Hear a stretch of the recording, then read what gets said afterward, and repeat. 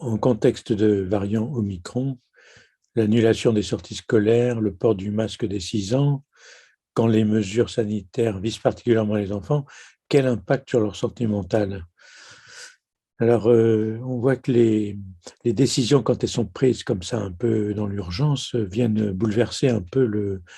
le climat général, aussi bien des parents que des enfants. Et en fait, les enfants vont s'appuyer sur comment les parents négocient, au fond, ces injonctions qui sont proposées par l'État pour pouvoir passer un cap un peu difficile, notamment la survenue de cette cinquième vague.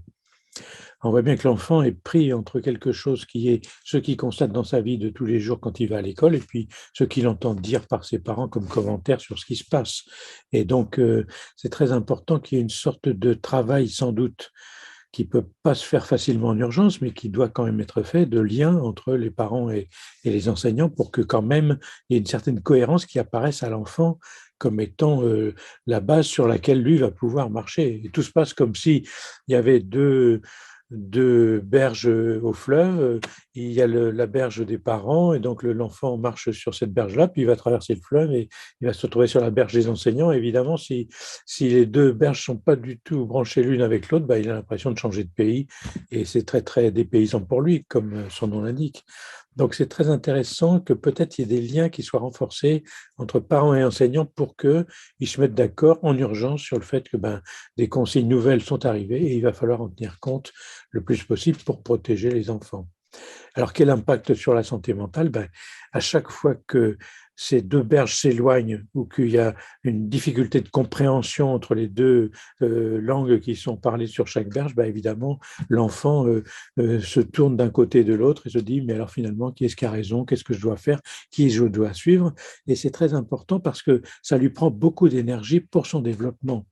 Et ça, je crois que plus il va y avoir une élucidation, une explication la plus simple possible, la plus pédagogique possible pour les enfants, et plus ça va les aider à comprendre ce qui est en train de se passer. C'est-à-dire que l'État essaie de gérer comme il peut, et on le voit de façon peut-être un peu chaotique dans certains cas, les situations qui se présentent, et notamment l'arrivée de la cinquième vague. Et évidemment, il faut aider l'enfant à tenir compte de cette réalité que les adultes qui sont même très en difficulté ont le plus grand mal à prendre en considération.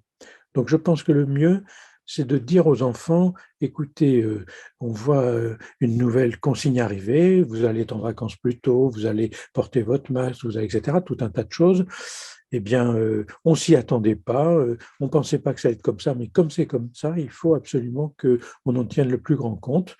Et vous verrez avec les enseignants, ils vont sans doute en discuter avec vous, ils vont vous expliquer pourquoi on fait ça, mais en tout cas, montrer de la part des parents une solidarité avec les enseignants pour que l'enfant ne soit pas pris entre quelque chose qui l'écartèle à l'intérieur de lui-même.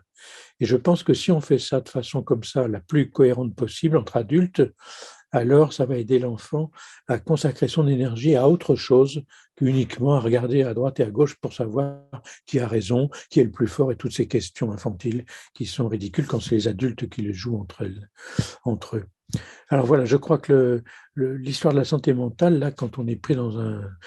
une urgence comme ça, c'est de se rendre compte que tous ces événements qui arrivent en urgence et qui nécessitent des consignes qui modifient souvent profondément la vie quotidienne de chacun, c'est quelque chose qui peut nuire à la santé mentale de l'enfant si on ne prend pas le soin de lui expliquer avec chacun les moyens qu'on a de le faire à l'enfant ce qui arrive. Et c'est sans doute cette explication-là qui va l'aider à franchir la rivière entre les deux berges.